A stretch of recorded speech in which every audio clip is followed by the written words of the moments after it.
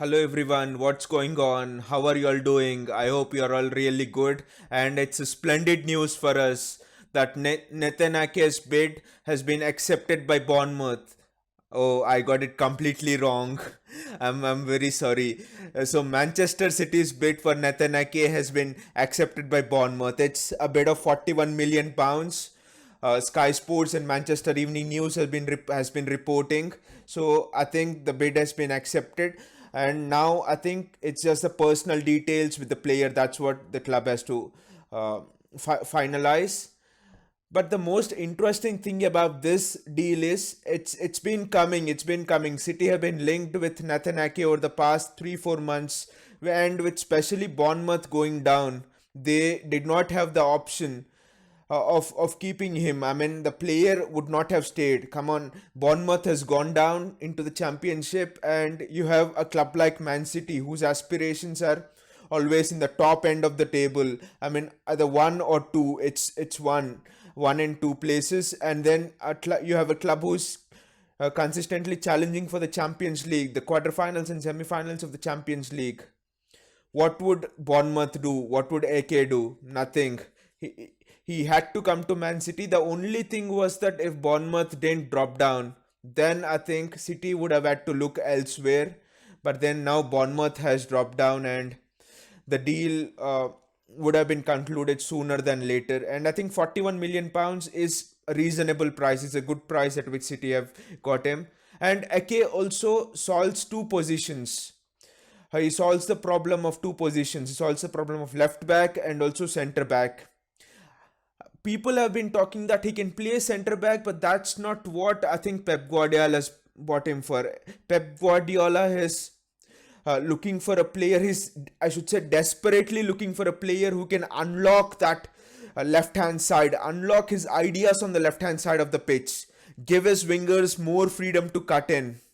That side of the pitch has not been unlocked for the past 3 seasons, and we have won two titles in those past 3 seasons. That's remarkable. Just imagine what this team can do if that side of the pitch is consistently unlocked with a player who has the potential like Ake to bomb up and down, and who's Premier League proven, who has great ball control, who is really good with his crosses and all.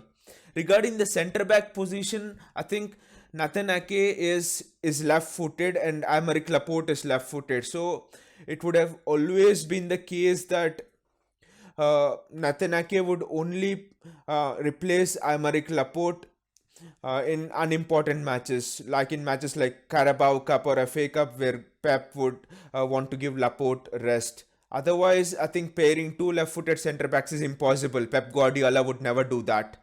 So, and also Nathan Ake would not have come to Man City if he was directly competing with Laporte for that position, for the centre back position, because it was impossible. Laporte is like, I would say, the second best centre back in the Premier League and is in the top five centre backs in Europe.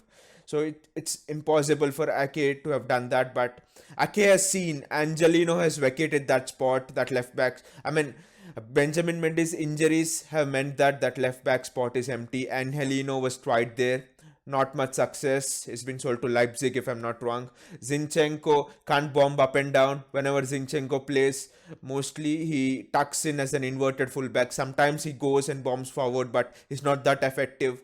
And whenever Zinchenko bombs forward, we are almost most of the time caught in counter attack. Fast wingers, Zinchenko can't compete. He's out of the game. So this signing solves a lot of problems for us. A really great signing. And also regarding Nathan Ake, he has a passing rate of 80, passing accuracy of 81.7%. I mean, this is less than John Stones, less than Otamendi. But then you have to see Nathan Ake plays in a relegation team, a relegation threatened Bournemouth, who have always sat back for most of this season, fighting for their lives, and other teams are always pressing you. Under such sort of pressure, if a player has a passing accuracy of 81.7% roundabout that, wow, just imagine what he could do in a Man City team where he would have the entire freedom of the pitch to ping balls from one side of the pitch to another, to pass freely, to make those penetrating runs into the middle of the attacking third. I mean, it's just wow. Nathan Ake can really take his game to the next level. He can take his game to that world class level. And also working under a coach like Pep, he would learn more about his positional sense of play, because Nathan Ake is sometimes he's good positionally but is sometimes suspect positionally, and Pep Guardiola will surely teach him those which positions to take up and all of that. So very good signing. I'm completely happy, and as a fan base, as a Man City fan base, we should all be buzzing with that signing. And again, look at how good the club have become in negotiating the transfers. No complaints here. We're all really happy. The transfer window opens and bang, we are there.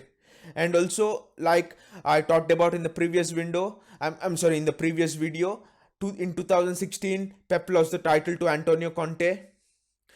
And in 2017, what did Man City do? They responded like a wounded tiger, like a wounded lion. We roared back in the transfer window. We got fullbacks, Kyle Walker, Benjamin Mendy, I mean, Bernardo Silva, you name the player, we got them, and we won 2 titles in succession. Again, I think this is a sign, a message that we are back. It's a roaring message given to the opponents, to the Premier League and to Europe, that City mean business. City is there. City, we will compete for the titles. We will not be left behind. Dare not underestimate us. We will be there again. It's a significant message. And also, I think the next target for us now should be to go and sign that coveted position of the second centre back, vacated by Vincent Kompany. We should surely replace that. Replace Vincent Kompany at least now. Otherwise, I think this season also we are looking at the same failings that we have suffered in the last season. And also, I hope that you are all really enjoying this content. And any other transfer news, any other rumors and all, or any other signings or a deal that the club has agreed with the player and or another club, will again bring it to you just like we have done here. And again, if you're liking this content, please hit that like button and also do subscribe to the channel. That really means the world to me, and also it would really encourage me to bring in more content. It's just been really buzzing. I'm really happy with the signing that the club has moved in so fast, and we are bang on. We are running, and just do enjoy the day, and see you again tomorrow. Take care.